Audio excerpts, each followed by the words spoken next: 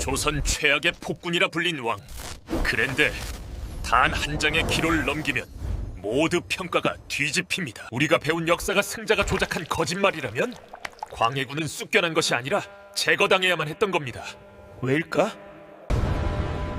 아버지는 나를 질투했고 신하들은 나를 배신했다. 고립된 왕 광해. 우리는 학창시절 역사 교과서에서 그를 이렇게 배웠습니다. 조선의 제15대 왕 광해군. 어머니를 유폐하고 동생을 죽인 폐륜아. 무리한 궁궐 공사로 백성을 도탄에 빠뜨린 폭군. 그리고 끝내 인조 반정으로 쫓겨나 왕의 칭호조차 얻지 못한 비운의 군주. 이것이 우리가 아는 광해군의 전부입니다. 승자인 서인 세력과 인조가 기록한 역사 속에서 그는 완벽한 악인이어야 했고 실패한 통치자여야 했습니다. 하지만 이상합니다. 400년이 지난 지금 왜 수많은 학자와 대중은 다시 광해군을 호출하고 있을까요? 왜 우리는 그를 시대를 앞서간 비운의 개혁가 혹은 조선이 놓친 마지막 기회였다고 재평가하는 것일까요? 단순히 영화나 드라마가 만들어낸 환상일까요? 아닙니다. 우리는 오늘 승자의 기록인 실록의 행간에 숨겨진 지워지지 않은 1차 사료의 파편들을 주워 맞추려 합니다. 우리가 폭군이라 손가락질했던 그 시간 동안 사실 조선에서는 놀라운 일들이 벌어지고 있었습니다. 임진왜란으로 잿더미가 된 국토 위에서 전무후무한 세금 개혁이 시도되었고 명나라와 후금이라는 거대 제국 사이에서 조선의 생존을 지켜낸 기막힌 줄타기 외교가 펼쳐졌습니다. 그 중심에 광해군이 있었습니다. 도대체 무엇이 진실일까요? 그는 미치광이 폭군이었을까요? 아니면 기득권 세력에 맞서다 처참하게 짓밟힌 고독한 개혁가였을까요? 지금부터 여러분을 1608년의 조선으로 안내합니다.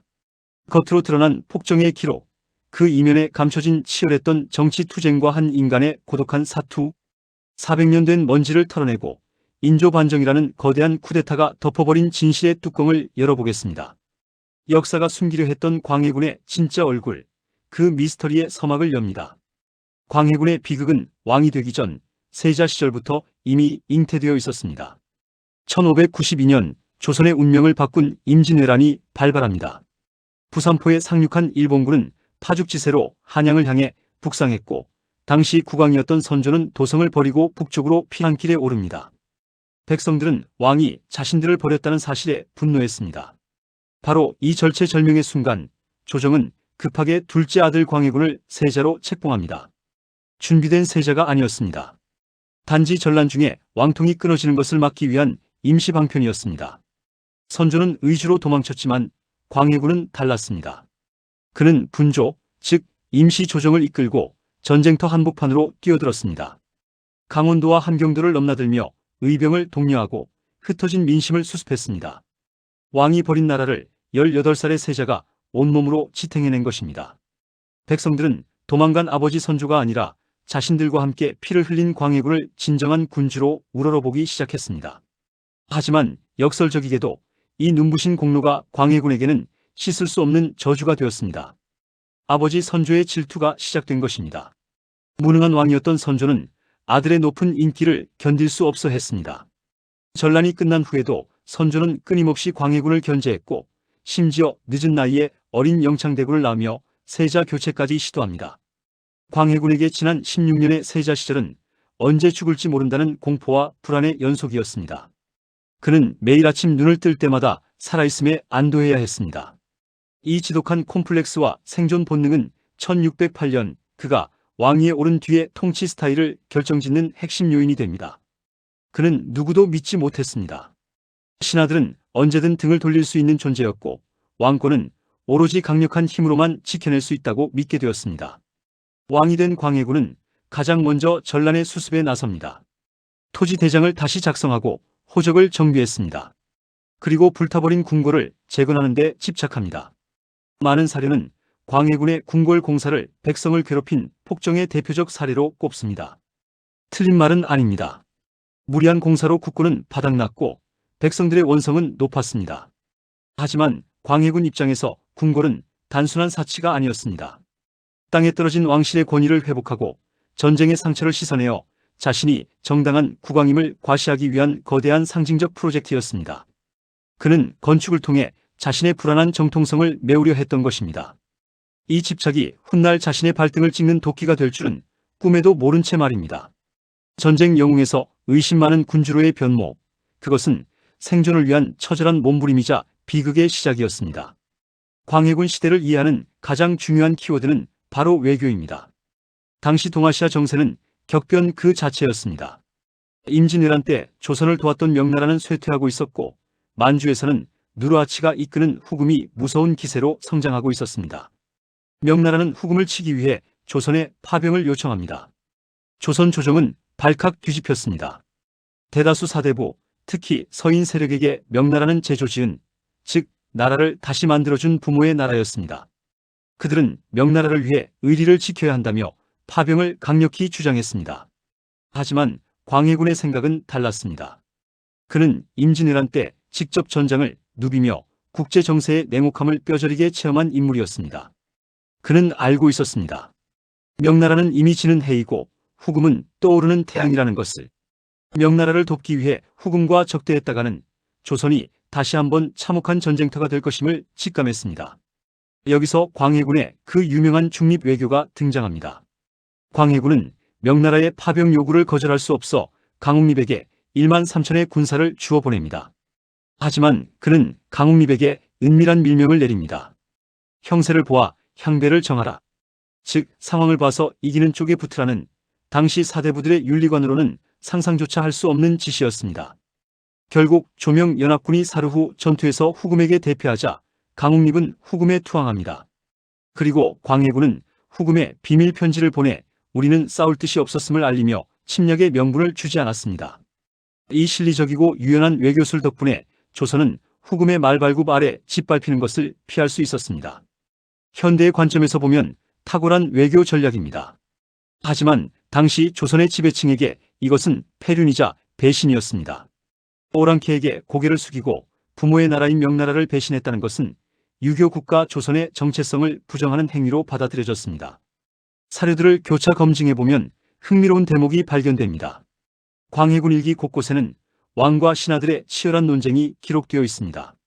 신하들은 대의명분을 외쳤고 광해군은 국가 안위를 외쳤습니다. 광해군은 끊임없이 국제 정세를 모르는 소리 하지 마라, 백성을 전쟁터로 내몰 수 없다고 항변합니다.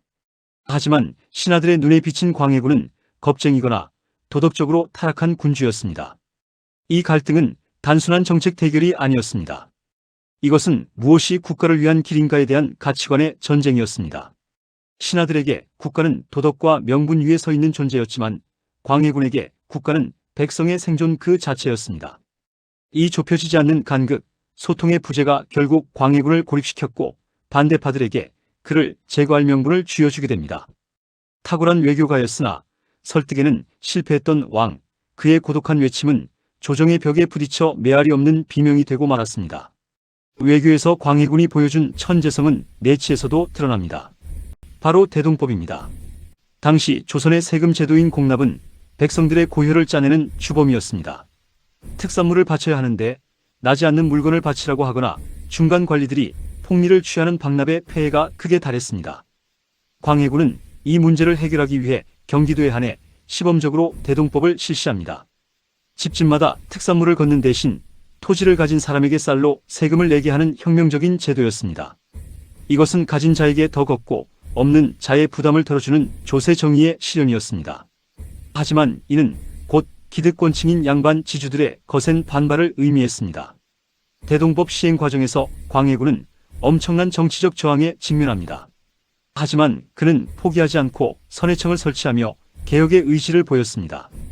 또한 전쟁으로 소실된 서적을 복원하기 위해 주자소를 설치하고 새로운 활자를 주조했으며 허준으로 하여금 동의보감을 완성해 편찬하게 했습니다. 전염병에 시달리는 백성을 위한 실질적인 구휼책이었습니다. 여기까지 보면 그는 분명 성군입니다. 하지만 우리는 광해군의 내면에 도사린 어두운 심연, 즉 불안이라는 패턴을 놓쳐서는 안 됩니다. 그는 정치적으로 너무나 위태로웠습니다.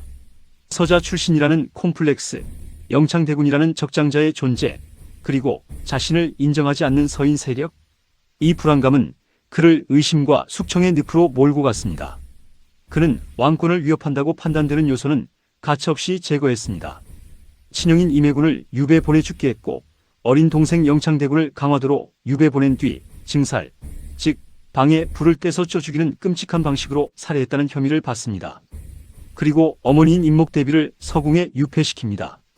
유교 국가에서 어머니를 가두고 동생을 죽인다는 것은 왕으로서의 자격을 스스로 포기하는 것과 다름없는 행위였습니다. 이 패턴을 분석해보면 광해군은 실용적 군주와 편집증적 독재자라는 두 얼굴을 동시에 가지고 있었습니다. 대동법과 중립외교를 통해 백성과 국가를 살리려 했던 이성적인 면모와 자신의 정적들에게는 잔혹하리 많지 무자비했던 감정적인 면모, 이 두 자의 충돌은 그가 가진 권력 기반이 얼마나 취약했는지를 방증합니다. 강력한 왕권을 꿈꿨으나 도덕적 권위를 상실해버린 군주, 그는 개혁을 추진할 동력을 스스로 갉아먹고 있었습니다. 역사는 우리에게 묻습니다. 목적이 정당하다면 수단은 잔혹해도 되는가? 국가를 구한 외교와 백성을 살린 세금 정책이 폐륜이라는 도덕적 결함을 덮을 수 있는가? 광해군의 심연 속에는 이 풀리지 않는 딜레마가 소용돌이치고 있었습니다. 그리고 그 소용돌이는 이제 파국을 향해 치닫고 있었습니다. 1623년 3월 12일 밤, 운명의 시간이 다가왔습니다. 서인 세력인 김유, 이귀, 최명길 등이 주동이 된 반정군이 홍제원에 집결했습니다. 그들의 명분은 명확했습니다. 폐모살 제어머니를 패하고 동생을 죽였다와 배명향 금명나라를 배신하고 후금과 친했다. 도덕적 타락과 외교적 배신, 이 두 가지 죄목은 유교적 가치관으로 무장한 사대부들에게 광해군을 끌어내릴 완벽한 정당성을 부여했습니다. 사실 광해군도 반정의 조짐을 전혀 모르지 않았습니다. 수많은 고변이 올라왔고 상소문은 흉흉했습니다. 하지만 그는 결정적인 순간에 안일했습니다.